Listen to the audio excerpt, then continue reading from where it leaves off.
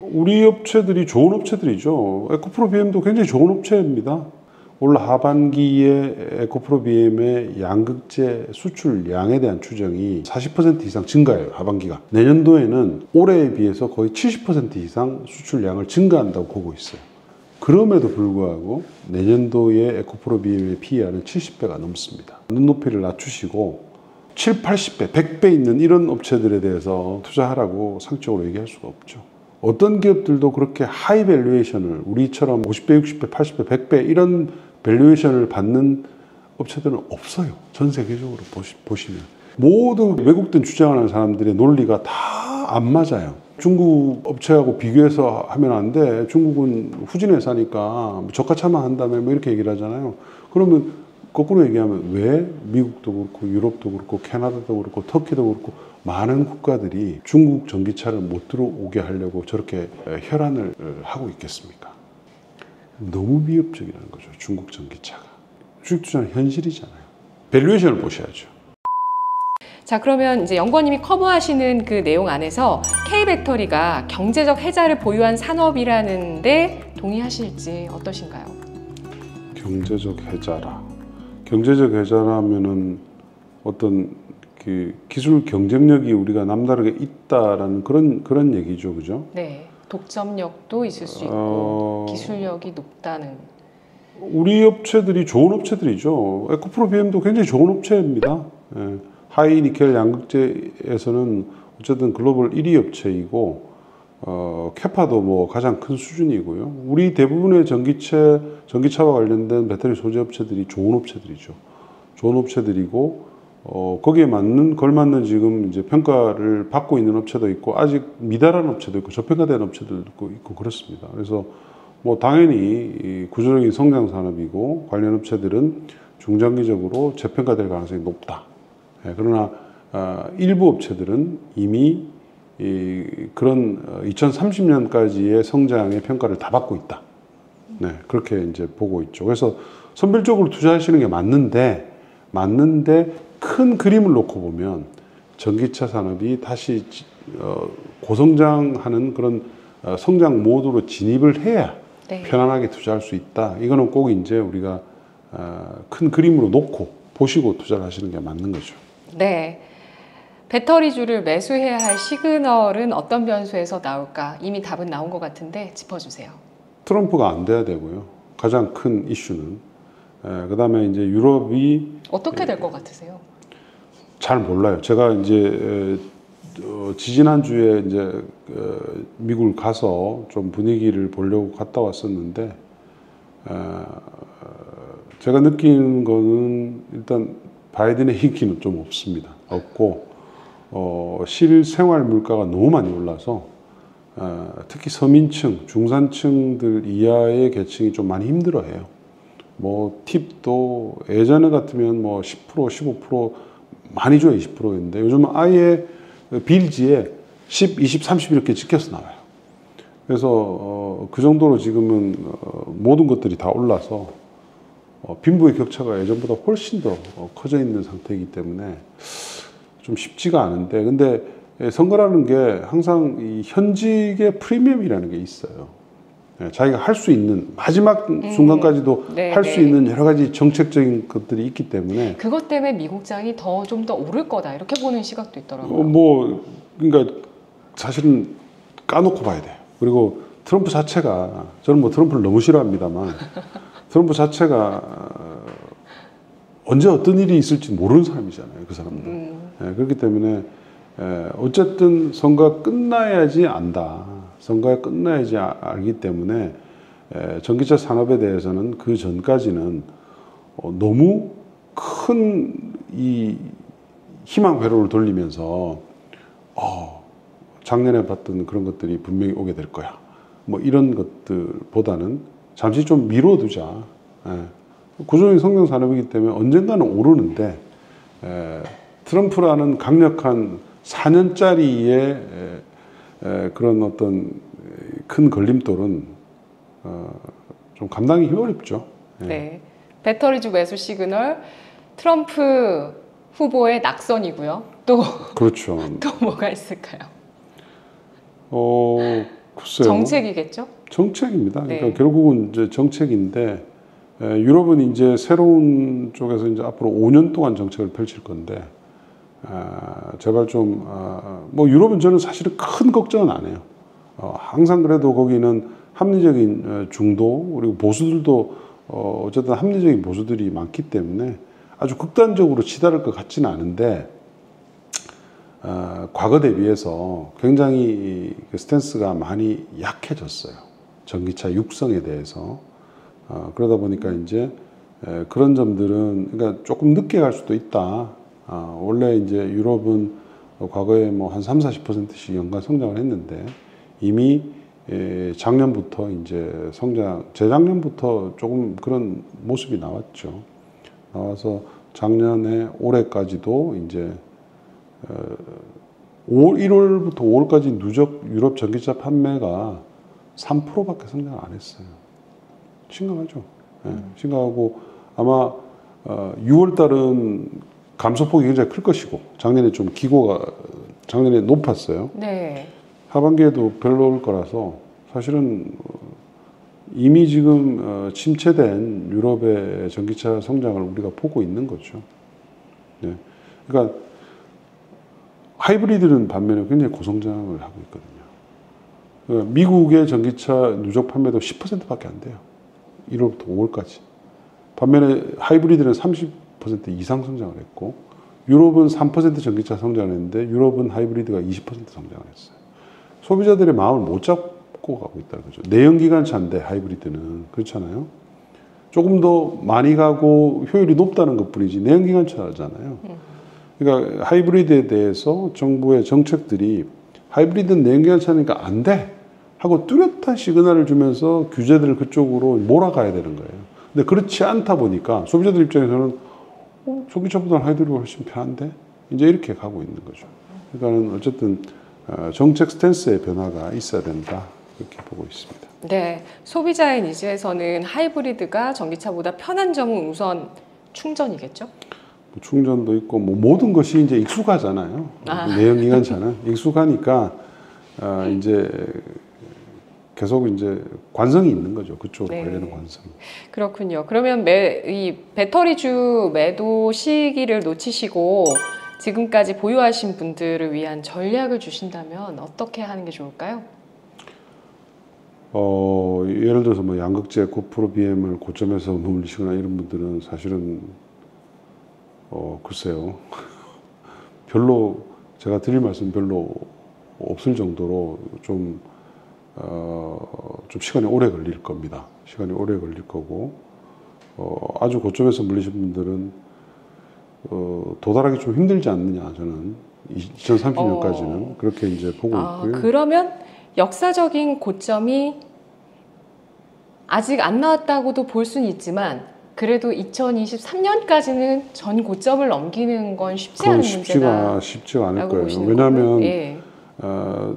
저도 그렇고 많은 애널리스트의 실적 추정치가 보시면 에코프로 BM을 보시면 하반기에 많이 개선이 되죠. 올 하반기에 에코프로 BM의 양극재 수출량에 대한 추정이 저 같은 케이스는 상반기 하반기를 나눠보면 40% 이상 증가해요. 하반기가. 왜냐하면 신규 모델들이 나오고 하기 때문에 내년도에는 올해에 비해서 거의 70% 이상 수출량을 증가한다고 보고 있어요. 실적들 추정치를 보시면 굉장히 급격하게 올라가는 걸로 되어 있잖아요. 그럼에도 불구하고 내년도에 에코프로 BM의 PER은 70배가 넘습니다.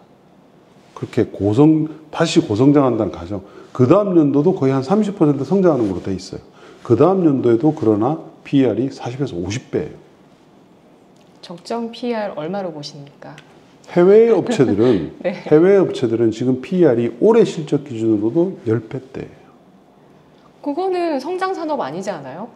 왜 성장산업이죠? 아니 비슷한 양극재 업체들 얘기예요. 네. 성장 산업에서 PER 주려면은 그래도 뭐 30배에서 50배도 줄 수 있는 거 아닌가요? 그러니까 그만큼 이제 시장의 고성장 시기가 어느 정도 지나서 적정한 PER로 지금 이미 낮춰지고 있다는 거고, 물론 우리 업체들은 중국이나 유럽 업체들보다는 좀 더 받아야 되죠.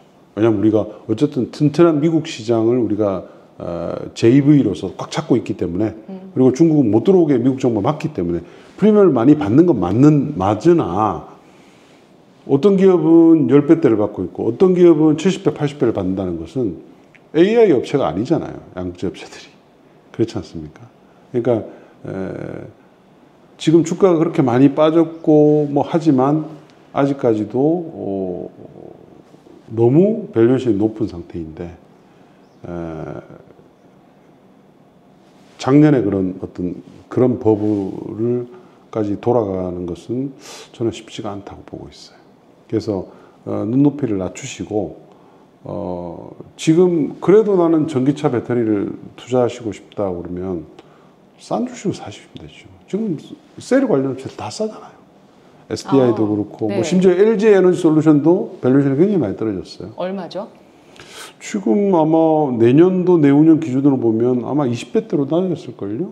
SDI는 10배대로 낮아져 있고 물론 업황이 예상보다 안 좋기 때문에 실적이 하향될 가능성이 훨씬 더 높아요. 지금 모든 배터리 관련 업체들이 마찬가지입니다. 우리가 추정하고 있는 실적들이 아직 제가 봤을 때는 다운로드가 완전히 이루어지지 않았어요. 올 하반기 실적도 그렇고 내년 내후년 실적까지도 조금 더 스텝다운해서 내려갈 가능성이 높겠지만 그렇다 하더라도 뭐 PR 10배 있는 종목들이 10배대 있는 종목들이 떨어진다 하들 뭐 열 몇 배 뭐 기껏해야 20배지 않겠어요? 그 정도면 이제 중장기적으로 보고 투자할 수 있는 거죠. 그러나 7, 80배, 100배 있는 이런 업체들에 대해서 투자하라고 상적으로 얘기할 수가 없죠. 네, 그렇습니다. 네.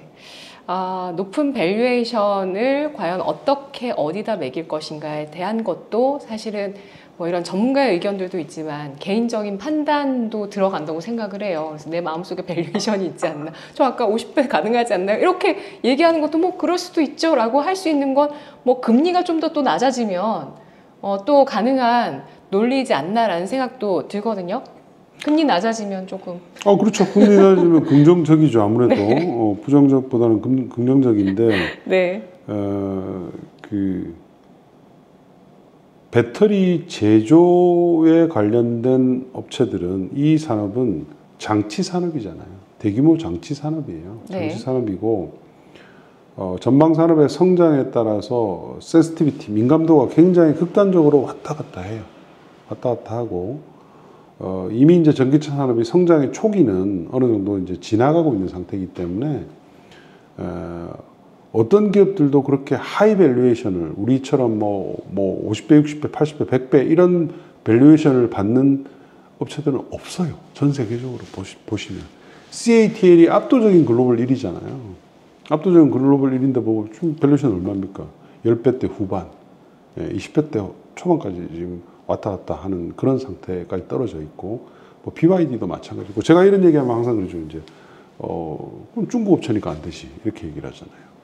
근데 모두 이렇게 왜곡된 주장하는 사람들의 논리가 다 안 맞아요.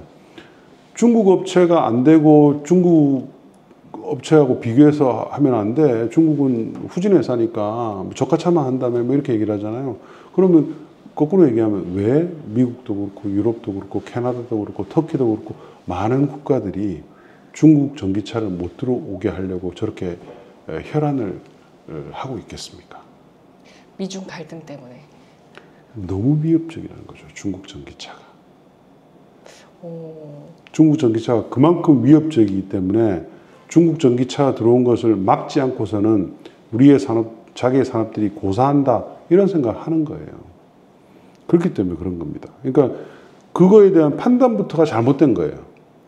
우리 한국 배터리가 막 무한정 밸류에이션을 받아야 된다고 생각하고 몇 년만 지나면 괜찮다, 몇 년만 지나면 괜찮다 하는 얘기들이 그런 자체가 틀린 거예요. 그래서 그나마 미국 시장을 막고 있기 때문에 우리 업체들의 중장기 그림은 그래도 어느 정도 그릴 수는 있어요. 그러나 미국을 제외한 유럽, 이머징 국가들의 자동차 판매가 훨씬 더 큰 시장이죠. 글로벌리. 8천만 대를 보게 되면 미국을 제외한 다른 시장이 훨씬 더 크다고요. 근데 그 시장은 이미 중국의 전기차와 배터리에 의해서 굉장히 많이 오염이 된 시장이에요. 우리의 설 땅들이 점점 좁아지고 있다는 거죠. 그러니까 그런 점들을 꼭 좀 아시고 투자를 하시는 게 맞다. 주식 투자가 주식 투자는 현실이잖아요. 그죠? 뭐 어떤 그 무작정적인 어떤 그런 신념, 신봉으로 되는 시장은 아니라는 거죠. 그래서 꼭 그 점을 좀 알고 투자하시는 게 맞는 것 같다. 그렇게 봅니다. 네. 매도 시기를 놓치고 보유하신 분들을 위한 전략을 확인해 봤고요. 마지막으로, 한그린연구원님의 올해 유망 종목을 알아보도록 하겠습니다. 그러면 커버하시는 산업 그리고 기업들 내에서 프리미엄을 줄 만한 기업이 보이시는지 궁금하고요. 사실 그린 산업 관련주들은 지금 제가 계속 트럼프 얘기하고 뭐 유럽의 우경화 얘기하면서 그렇게 아주 예전처럼 지금 강하게 추천할 만하진 않아요. 어떻게 될지 모르잖아요. 물론 트럼프가 당선된다 하더라도 트럼프 1기 때의 미국의 재생에너지 산업은 견조했어요. 굉장히 견조한 성장을 했어요. 그래서 뭐 저는 그렇게 크게 영향을 받을 것 같지는 않은데 투자 심리라는 게 있지 않습니까? 트럼프가 어떻게 되는가에 따라서 왔다 갔다 할 거기 때문에 밸류에이션을 보셔야죠. 이 회사가 트럼프가 당선돼서 조금 훼손된다 하더라도 지금 현재 주가가 얼마나 싼 국면인가 비싼 국면인가 이런 거로 봤을 때는 뭐 지금 현재 뭐 풍력 태양광 관련주들 괜찮습니다. 밸류에이션이 그렇게 높지 않아요. 전부 많이 주가들이 빠진 상태이기 때문에 네. 그런 주식들은 중장기 관점에서 매수하시는 건 괜찮다. 그리고 수소 관련주들에 대해서 좀 주목할 필요가 있다. 왜냐하면 수소는 우파들도 좋아하는 그린 에너지입니다. 유럽도 그렇고 트럼프도 그렇고 수소에 대해서는 오케이. 왜죠? 서로 이제 생각이 다른 거죠. 우파들은 수소를 자기들의 화석연료를 대체할 산업으로 보고 있어요. 자기들의 화석연료는 어쨌든 줄어들잖아요. 석유, 석탄, 뭐 천연가스 이런 것들. 그걸 대체하는 산업이 있어야 되는데 수소로 그걸 대체를 하고 싶어서 좋아하는 거고, 좌파들은, 진보들은 수소가 이 탄소 중립으로 가는 마지막 키를 쥐고 있거든요. 어려운 대중량 산업들 또는 철강이라든지 화학이라든지 이런 것들의 탄소 중립을 위해서는 반드시 그린 수소가 필요하기 때문에 서로가 이제 니드가 다르지만 어쨌든 수소는 중간에 있어요. 그래서 트럼프가 당선된다 하더라도 수소 산업에 대해서 지원은 계속 이루어질 거예요. 그건 이미 여러분 구글 같은 데 찾아보시면 그런 것들이 나옵니다. 그리고 유럽도 마찬가지고요. 그래서 최근에 이제 수소 관련된 생산 시장이 지금 투자가 활성화되고 있어요. 유럽도 그렇고 미국도 그렇고. 그래서 관련주들에 대해서는 좀 주목을 하실 필요가 있죠. 네. 그러면 이렇게 보내드리면 너무 아쉬우니까 말씀해주신 그 산업 내 핵심 기업들 뭐 커버하시는 기업 내에서도 좋고 아니면 해외 시장에서 뭐 대장주나 중심주도 말씀해 주셔도 좋고요. 풍력, 태양광, 수소 핵심주 꼽자면 뭐가 있을까요? 풍력은 CS 윈드가 있죠. 최근에 주가 많이 빠졌습니다. 빠졌는데 이 회사가 이제 그 실적이 예상보다 많이 안 좋았거든요. 1Q가. 근데 이제 그런 부분들이 아마 2분기부터 좀 정상화될 가능성이 높을 것 같고요. 트럼프에 대한 우려는 있습니다만 주가가 많이 빠져 있어서 저는 뭐 지금 가격은 나쁘지 않다 보고 있고요. SK 오션 플랜트라는 업체가 있습니다. 이 회사는 사실은 미국하고 유럽하고 아무 상관도 없는 회사예요. 대만 해상풍력 시장이 주력 산업이고 네. 주력 시장이고 우리나라가 이제 앞으로 해상풍력이 어쨌든 열릴 수밖에 없는 국가이기 때문에 거기에 지금 생산 기지를 갖고 있어서 대규모 또 투자를 하고 있죠. 그래서 괜찮고요. 그다음에 태양광은 뭐 여러분 잘 아시는 한화솔루션. 네. 태양광 제품 가격 때문에 지금 좋지는 않지만 어쨌든 태양광은 트럼프가 되게 되면 아마 중국 업체들은 발도 못 붙이게 될 거예요. 그래서 IRA가 어느 정도 그대로 유지가 되면서 중국 업체들이 계속 아마 쳐내게 되면 태양광 산업도 그렇게 나쁘진 않다. 그리고 유럽도 지금 태양광 수요는 굉장히 좋습니다. 다만 이제 문제는 중국 업체들의 공급 과잉으로 인한 이슈가 있는데 이 부분도 아마 내년도에는 굉장히 좀 많이 누그러들 거예요. 왜냐하면 지금 이미 관세 장벽을 다시 쳐서 미국이 중국산 태양광을 막고 있습니다. 지금. 그렇고요. 수소는 우리나라 업체 중에서는 미국의 수소 생산 시장에 진입한 업체가 상하 프론테크라는 업체가 있죠. 이 회사는 미국의 그 수소 생산하는 업체 중에서 굉장히 좀 핫해진 업체가 있습니다. 그 업체가 제가 이름은 얘기를 못 하는데 그 업체가 지금 대규모 수소 생산 장비를 만드는 공장을 짓고 있어요. 그 공장이 이제 지금 공장 가동은 이제 거의 다 완공은 끝났고 내년부터 대량 생산 체제로 가게 되는데 거기에 이제 이 상하 프론테크가 멤브레인이라는 핵심 소재를 납품을 합니다. 네. 공급업체로 이미 선정이 됐기 때문에 그래서 미국의 수소 생산 시장에 진입한 업체다. 상하 프론테크. 그 정도 그렇게 이제 보시면 될 것 같아요. 실적은 그럼 내년 정도에 좋아지나요? 그렇죠. 내년부터는 실적이 좀 의미 있게 점프업을 할 것 같고요. 이 상하 프론테크는 슈퍼 엔지니어링 플라스틱이라는 아주 특수한 소재를 가지고 굉장히 다양한 영역의 소재를 납품을 하고 있어요. 뭐 반도체도 있고 배터리도 있고 수소도 있고 뭐 여러 가지가 있어서 영역이 계속 지금 확대가 되고 있습니다. 그래서 좀 주목할 만한 주식으로 워낙 이제 예전에 많이 올랐다가 현대에 이제 넥소 수소차에 납품을 했었거든요. 소재가. 근데 현대가 이제 수소를 제대로 안 하면서 많이 빠졌죠. 빠졌다가 최근에 이제 좀 바닥에 좀 오르고 있는데 내년 초에 넥소 차기 모델이 나옵니다. 현대가 이제 수소차를 다시 조금 지금 빠르게 다시 하고 있는 상태예요. 모비스가 생산하던 그 수소 연료진 파트도 현대차가 도로 가지고 왔잖아요. 그래서 집중적으로 수소를 조금 육성하는 쪽으로 방향이 좀 달라지고 있는 상황이기 때문에 수소와 관련된 업체들, 국내 업체들, 특히 이제 상하 프론테크와 같은 미국 시장에 진출한 업체들에 대해서는 좀 주목해서 보실 필요가 있다 이렇게 보입니다. 네, 알겠습니다. 5년 후, 10년 후를 내다보고 우리나라 그린 산업에 투자하는 거 찬성.